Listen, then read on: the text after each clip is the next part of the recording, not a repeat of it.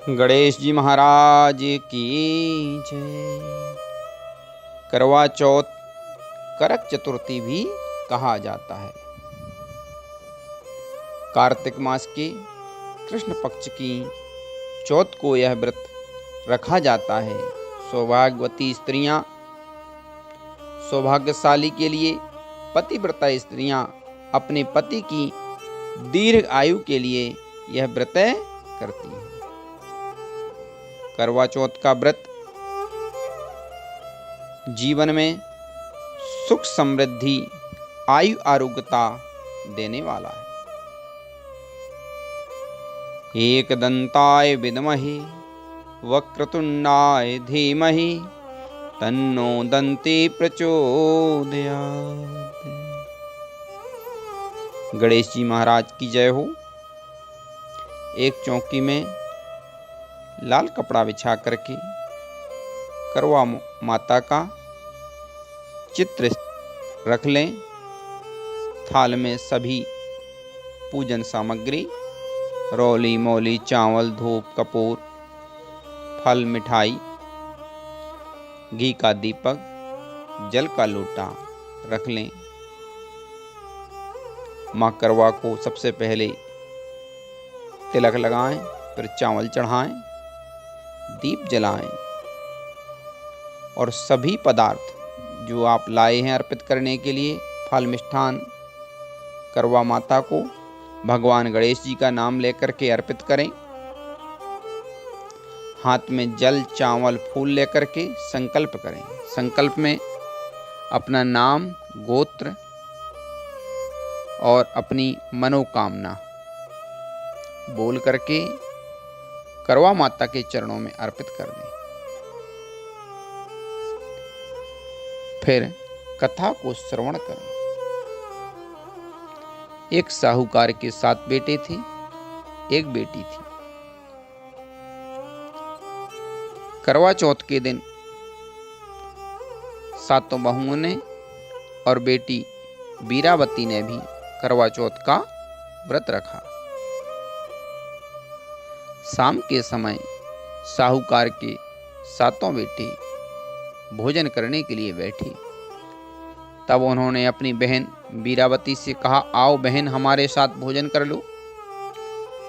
तब वीरावती ने कहा, भाई आज मैं भोजन नहीं करूंगी, आज मेरा करवा चौथ का व्रत है, मैं चंद्रमा को जल दे करके, अर्घ्य दे करके ही भोजन करूंगी।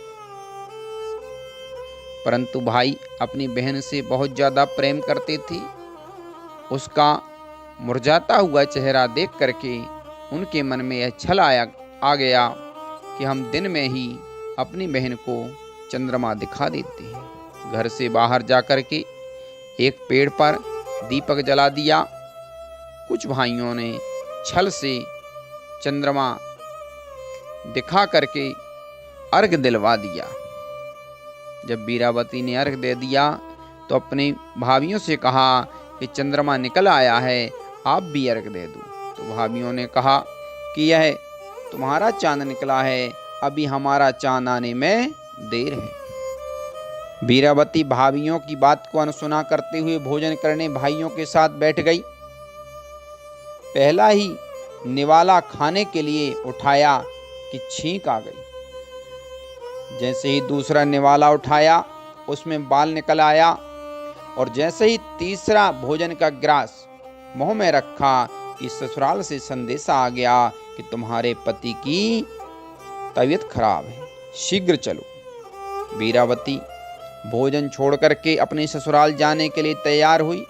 तब माँ ने विदाई के लिए पहला बक्सा खोला वस्त्र देने के लिए, तो सारे वस्त्र काले निकले। दूसरा बक्सा खोला तो सारे वस्त्र सफेद निकले। तब वीरावती ने कहा कि माँ रहने दो, मैं जा रही हूँ, और जाने लगी। तब उसकी माँ ने कहा, बेटा एक बात ध्यान रखना कि रास्ते में कोई छोटा बड़ा मिले उसको प्रणाम जरूर करना, उनके चरण जरूर छूना, और जो भी सौभाग्यवती होने का, बूढ़ सुहागिन होने का आशीर्वाद दे, तुरंत ही अपने पल्लू में गांठ बांध लेना। वीरावती चली। बहुत सी माताएं मिली। सबको प्रणाम किया। सबने आशीर्वाद भी दिया। किसी ने कहा सुखी रहो, किसी ने कहा धनवती भव, किसी ने कहा पुत्रवती भव। धीरे धीरे ससुराल आ गया। ससुराल पहुंचते ही घर के बाहर देखा छोटी ननद खेल रही है। उसे भी प्रणाम किया। तब उसने कहा भाभी सौभाग्यवती भाव, पुत्रवती भाव, बूढ़ सुहागिन भाव। तब वीरावती ने अपने पल्लू में गांठ बांध ली और घर के अंदर गई। जब देखा वहां मेरा पति मरा हुआ है, लोग उसे शमशान ले जाने की तैयारी कर रहे हैं। रोने लगी, बिलखने लगी। सबको कहा मत ले जाओ, परंतु कोई नहीं माना। तो उसने कहा मैं भी साथ चलूंगी। तो गांव वालों ने कहा ठीक है, तुम भी साथ चलो। वीरावती साथ चली।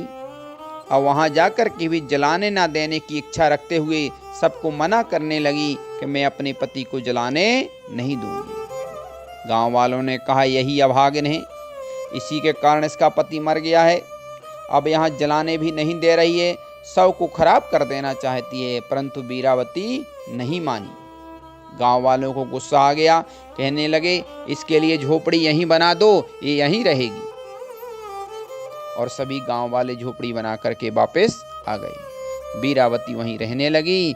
झोपड़ी में अपने पति की वहीं सेवा करने लगी। साफ सफाई करती और भगवान का स्मरण करती बैठी रहती। दिन में 2 बार ननद खाने को दे आती और वहीं पर अपने पति की सेवा करती रहती। धीरे धीरे समय निकला और चौथ का दिन आया।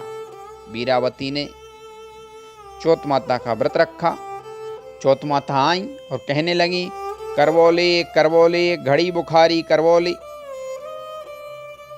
ऐसा सुनते ही वीरावती ने करवा माता के पैर पकड़ लिए और कहा हे माता, मेरे पति को जीवन दान दे दो, मेरे पति को पुनः जीवन दे दो। करवा माता बोली मुझसे बड़ी करवा आएगी, मुझसे बड़ी चतुर्थी माता आएगी। उनका व्रत करना और उनसे अपने पति की दीर्घायु के लिए कामना करना, वह जरूर तुम्हारे पति को जीवित कर देंगे। ऐसा करते करते सभी चतुर्थी निकलती गई, सभी करवा माताएं आईं और यही कह के चली गई कि मुझसे बड़ी वाली करवा आएगी तो वह जरूर जीवन दान दे देंगे। ऐसा कहते कहते सभी करवा माताओं का दिन निकल गया। अब अश्विन मास की करक चतुर्थी आई। तब वीरावती ने पैर पकड़ लिए, प्रार्थना की। तब अश्विन मास की माता ने कहा कि अब जो आएंगी कार्तिक मास की करवा चौथ, वह सबसे बड़ी माता है।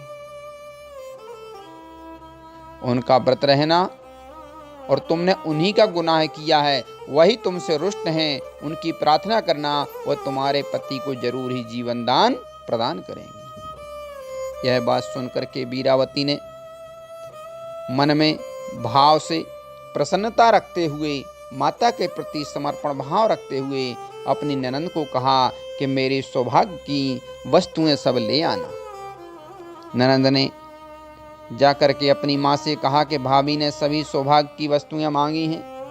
16 श्रृंगार साड़ी, वह करवा चौथ का व्रत रहना चाहती हैं।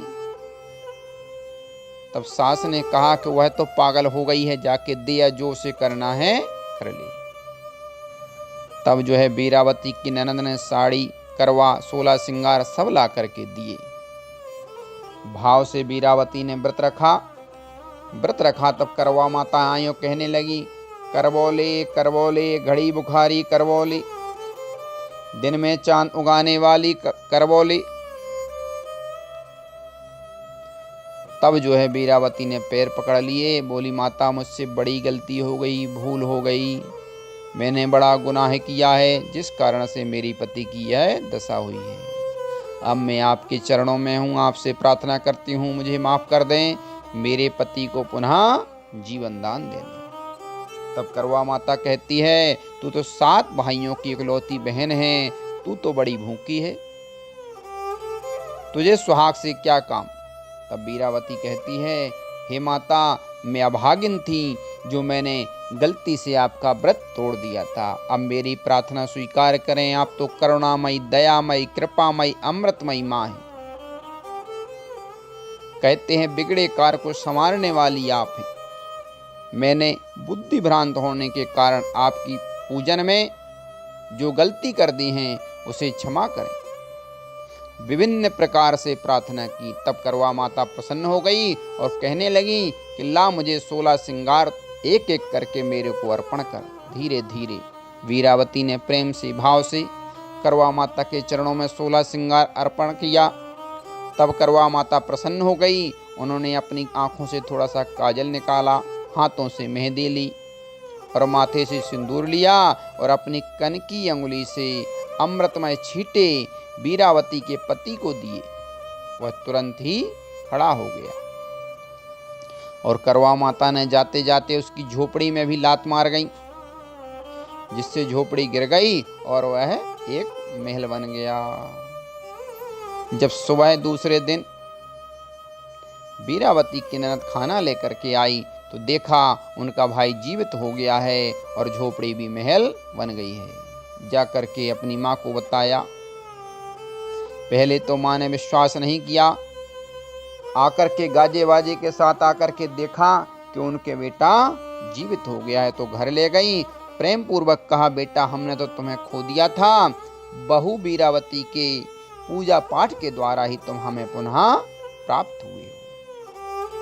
ऐसा ही यह व्रत है, अखंड सौभाग्य को बढ़ाने वाला, परिवार में सुख समृद्धि को देने वाला।